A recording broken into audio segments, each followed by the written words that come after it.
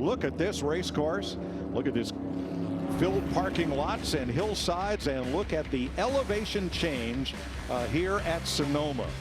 The difference between turn 11 and turn 3A, that is 160 feet of elevation change here. Not like COTA, where you just go 130 feet straight up the front straightaway in Austin, Texas. You're up, you're down, you're pretty much all around. And that's what makes this track so much fun. The elevation changes how you drive it. There's a bunch of blind off-camber corners that you have to navigate. You've got a big, long, sweeping uphill section into turn 2 at the start. Just a lot of things that make you have to be in a rhythm at this racetrack.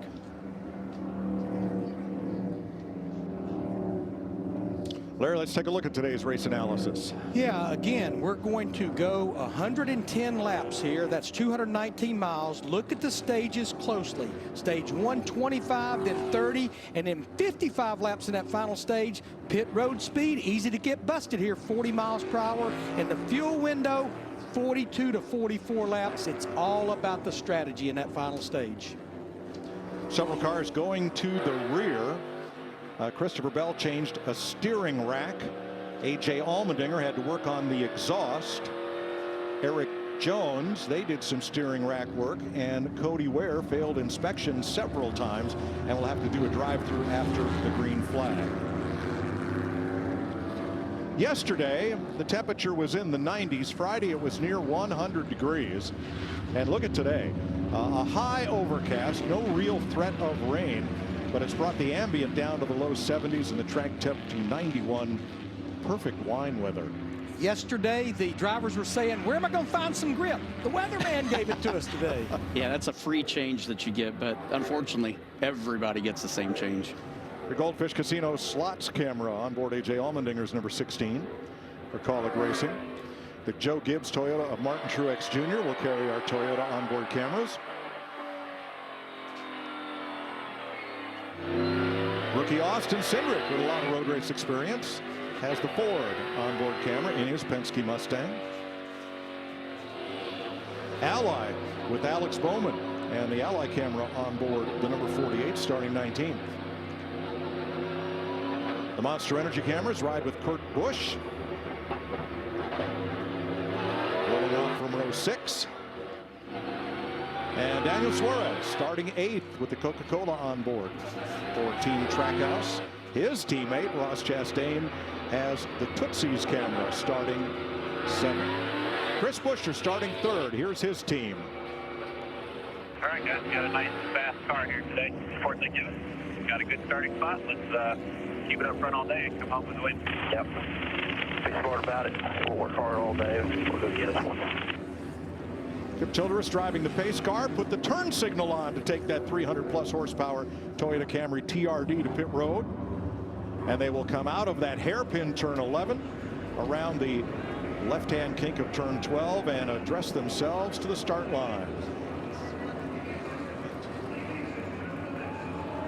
25 laps for stage 1 of 3 stages. And here they come. We're underway in Sonoma.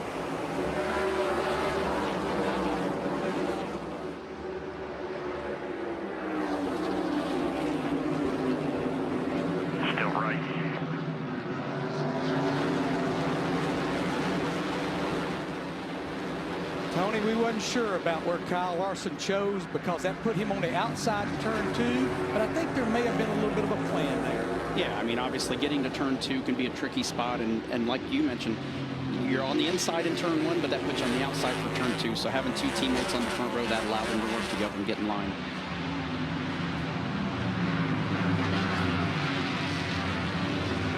Turn 7 and now into the S's.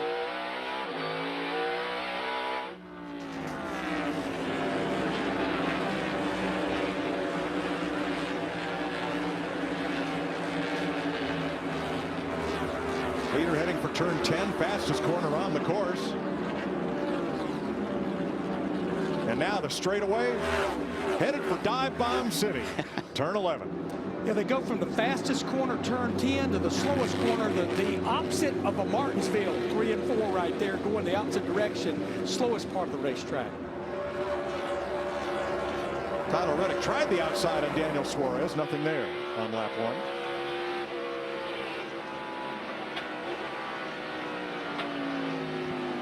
You can hear that ticking sound. That's actually the chassis that's hitting the ground. Talked to some drivers yesterday. If it hits too hard, it unloads the car and makes it unstable. So they'll have to watch that early in the run when the tire pressures are low.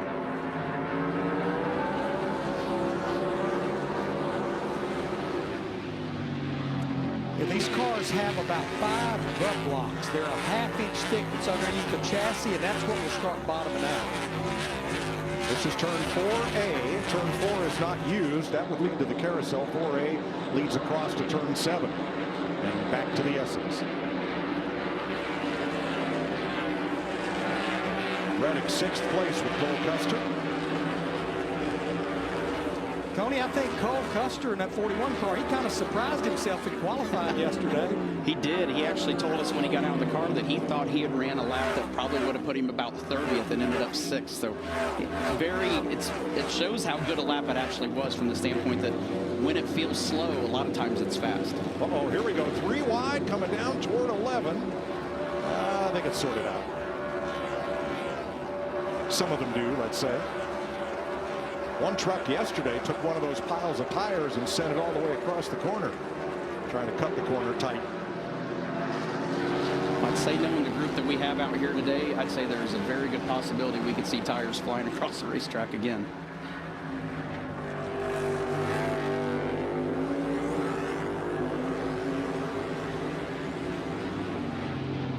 Chase Elliott, his numbers on road courses, they are absolutely off the chart. But this is one place he did finish second to Kyle Larson a year ago, but it's one place he's still trying to kind of find himself. And it surprises me. He's such a good road course racer. I mean, I think hands down, even though Martin Truex and Kyle Larson have had success here recently, Chase is one of those drivers that just has a good feel and a good read on the road courses. When the conditions change, he's able to adapt to them. He's just so solid. But he waits. He's not one of those guys that has to get the lead on lap 2 or lap 3. He's a guy that waits till it really counts and time for the money to be on the line. Chris Welch. Well, with those 7 road course wins, as you guys were talking about, Chase Elliott